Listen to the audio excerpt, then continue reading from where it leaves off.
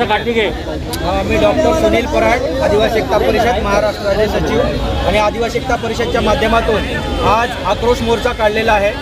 जिल्हाधिकारी कार्यालय मागचा उद्देश असा आहे की आज SRAच्या नावाखाली, क्लस्टरच्या नावाखाली हे आमच्या आदिवासी लोकांचे पाडे उद्ध्वस्त करायचं काम या सरकारच्या माध्यमातून सुरू आहे। कालची जी कारवाई झालेली आहे 22 तारखेला चिरागनगर येथे 1949 साली आमच्या आदिवासी लोकांना हा कलेक्टर साहेबांनी ह्या ज्या जमिनी आहेत त्या येणे करून दिलेल्या आहेत। आमचा कायदेशीर अधिकार असताना कुठल्याही प्रकारची आमची दखल घेतलेली नाही आणि आज आमचा संसार उघड्यावर पडलेला आहे। त्याचबरोबर संजय गांधी नॅशनल पार्कमध्ये जो बेकायदेशीर सर्वे सुरू आहे, कारण त्याच्यामध्ये फॉरेस्टवाल्यांनी जे सांगितलेलं आहे की 1995 पासून जे अतिक्रमणधारक आहेत त्यांना आम्ही इथून हटवणार आहोत, परंतु हा सरकार कायदा विसरलेला आहे। जे आदिवासी लोक आहेत त्यांच्यासाठी ह्या देशामध्ये विशेष कायदा झाला FRA फॉरेस्ट जो काय कायदा आहे, वन हक्काचा कायदा आहे, त्याच्यामध्ये 2005-2006 पासून जेही आदिवासी लोक इथे राहतात त्यांच्यासाठी हा कायदा आहे। आणि अशा पद्धतीने बेकायदेशीर पद्धतीने आमच्या आदिवासी लोकांना इथे हटवून हे जे संजय गांधी नॅशनल पार्क आहे हे कुठल्या तरी बिल्डरला, मोठ्या कॉर्पोरेटला द्यायचा त्यांचा डाव आहे।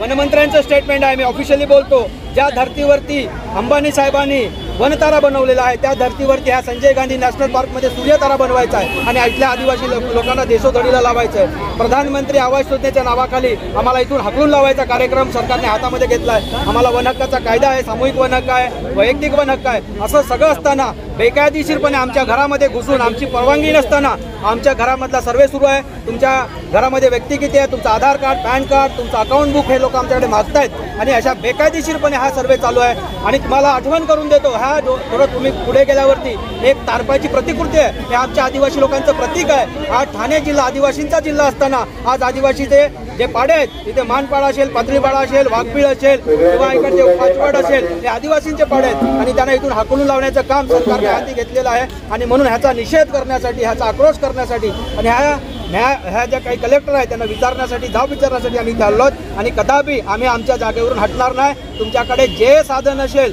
जी मशिनरी असेल, तुमच्याकडे बंदुका असतील त्याच्या घेऊन या आणि आम्हाला जागेवर मारा, आम्ही इथून जाणार नाही। ही आमची जमीन आहे। आज ह्या जिल्ह्यामध्ये राहणारे लोक कुठून आले असतील पण आदिवासीचा मूळ निवासी आहे आणि त्याला देशोधडी लावायचं काम इथली शासन व्यवस्था करते। सरकार स्वतःचा कायदा विसरलेला आहे आणि मी हे सांगेन की सरकार संविधान मानत नाही म्हणजे ते सरकार देशद्रोही आहे। स्वतःहून त्याच्यावरती त्यांनी गुन्हे दाखल करून घेतले, अशी परिस्थिती निर्माण झाली आणि आज SRAच्या नावाखाली, क्लस्टरच्या नावाखाली ज्या काय चाललंय त्यांचं वनतारा बनवायचं आहे, सूर्यतारा बनवायचं आहे, ह्याच्यामध्ये आदिवासींना देशोधडीला लावायचं काम सुरू केलेलं आहे। आणि आमची मूळ जमीन आहे, आम्ही इथले मालक आहोत आणि मालकाला ह्या पद्धतीने वागवलं जात आहे। सरकारने आदिवासींसाठी भरपूर कायदे केलेले आहेत, जसं 1971ला आदिवासी जमीन नावावर करण्यासाठी सरकारी जमिनीचं अतिक्रमण असेल ते नावावर करू शकतो।